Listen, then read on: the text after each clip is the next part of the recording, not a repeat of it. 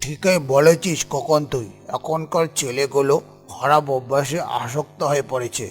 আরে না, এই ছেলেটা অন্যরকম।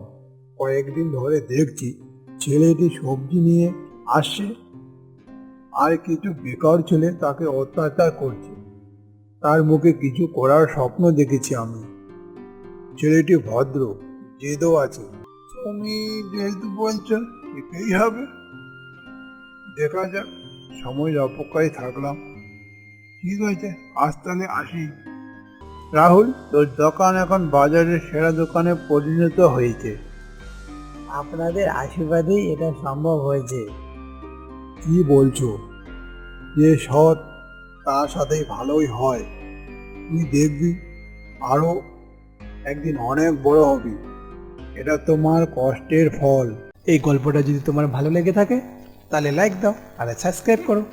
নতুন নতুন গল্প পেতে বন্ধুরা আমাদের পাশে থেকো। ধন্যবাদ।